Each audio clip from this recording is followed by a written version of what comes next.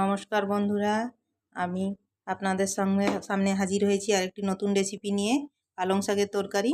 এই যে পালং শাকের তরকারি করার জন্য আমি নিয়ে নিয়েছি আলু, বেগুন, পালং শাক, আর নিয়েছি বড়ি, গোটা জিরে, শুকনো লঙ্কা, লবণ, হলুদ, টমেটো, আর আদা বাটা আর হিং। এই দিয়েই আমি পালং শাকের রেসিপিটি তৈরি করব খুব সহজভাবে। আপনারা আমার সঙ্গে থাকুন। কড়াই আমি তেল চাপিয়ে দিয়েছি, তেল আমার গরম হয়ে গেছে। এবার আমি প্রথমে তেলের মধ্যে বড়িগুলো দিয়ে দেবো। প্রথমে বড়িগুলো আমি ভেজে নেব।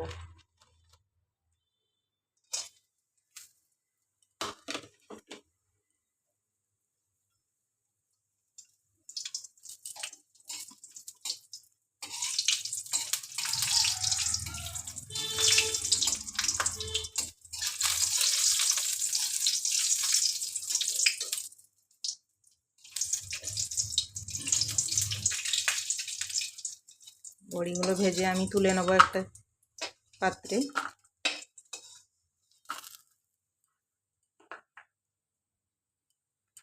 এবার ওই তেলেই আমি দিয়ে দেবো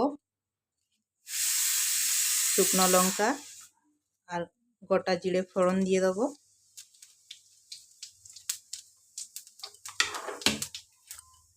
আর একটু হিং দিয়ে দেবো।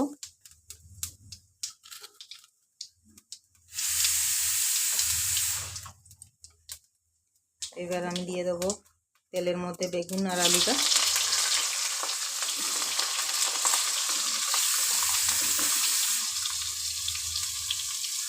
আপনারা চাইলে পেঁয়াজও দিতে পারেন। আমি যেহেতু নিরামিষ রান্না করছি ওই জন্য আর পেঁয়াজটা দিচ্ছি না। পেঁয়াজ আর রসুন যদি কেউ খায় তাহলে পেঁয়াজ আর রসুনও দিতে পারে। যেহেতু আজকে শুক্রবার, আমরা শুক্রবার নিরামিষ খাই, ওই জন্যই আমি পেঁয়াজটা রসুনটা ব্যবহার করিনি।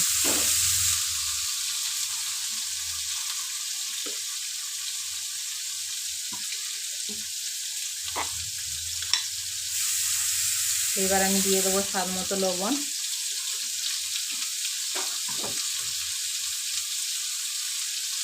দিয়ে দেবো হলুদ।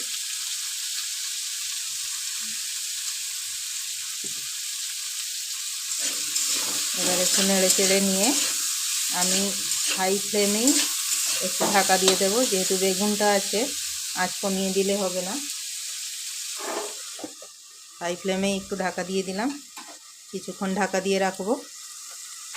এবার ঢাকাটা তুলে আমি আরেকবার নেড়ে নেবো একটু।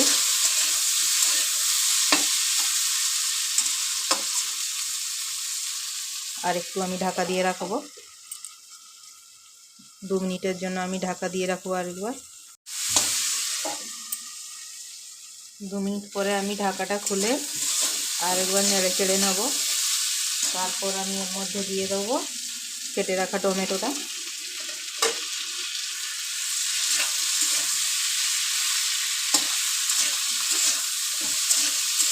টমেটোটা দিয়ে আমি আর একটু নেড়ে চেড়ে নেবো।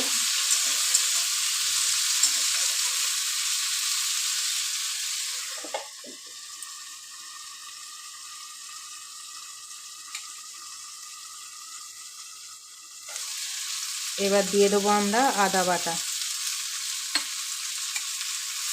আদা বাটাটা দিয়ে আমি কিছুক্ষণ ভালোভাবে ভেজে নেব, যাতে আদার কাঁচা গন্ধটা চলে যায়। আমি ঢাকা দিয়ে দিয়ে বারবার ঢাকা দিয়ে ভেজে নেব।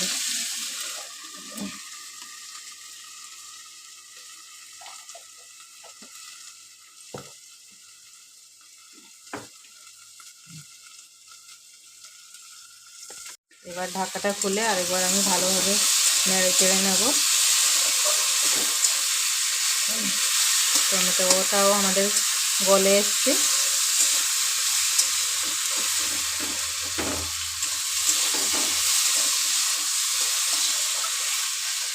এবার আমি দিয়ে দেবো পালং শাকটা।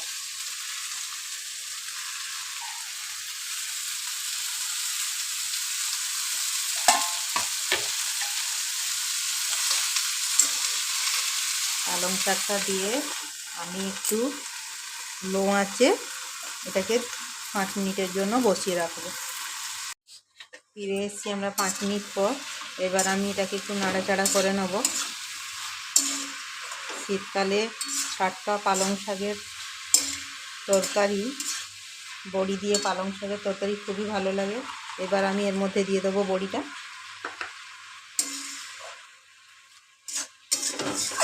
এবার বড়িটা দিয়ে আমি আর একটু ঢেকে দেবো, আর 2 মিনিটের জন্য আমি ঢেকে রাখবো। 2 মিনিট পরে আমি ফিরে এসেছি। আমাদের রান্নাটা প্রায় শেষের দিকে। এবার আমি এটা সার্ভ করব। এইভাবে খুব সহজ পদ্ধতিতে পালং শাক বানিয়ে ফেলতে পারবেন।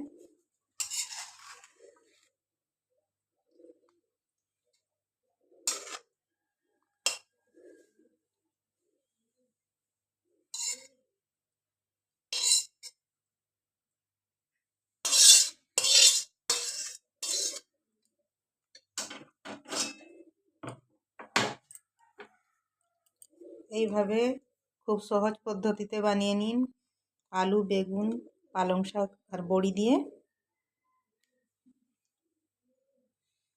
যদি রান্নাটি ভালো লেগে থাকে তাহলে আমার চ্যানেলটিকে লাইক করবেন, কমেন্ট করবেন এবং সাবস্ক্রাইব করবেন। এই অনুরোধ রইল আমার। ধন্যবাদ। রেডি আমার পালং শাকের রেসিপি। এইভাবে খুব সহজ পদ্ধতিতে তৈরি করে নেবেন পালং শাকের তরকারি, আলু, বেগুন, পালং শাক আর বড়ি দিয়ে। যদি রেসিপিটি আজ ভালো লেগে থাকে তাহলে আমার চ্যানেলটিকে লাইক, সাবস্ক্রাইব এবং কমেন্ট করবেন। আজ এই পর্যন্তই। পরবর্তীতে দেখা হবে আরেকটি নতুন রেসিপি নিয়ে। ধন্যবাদ।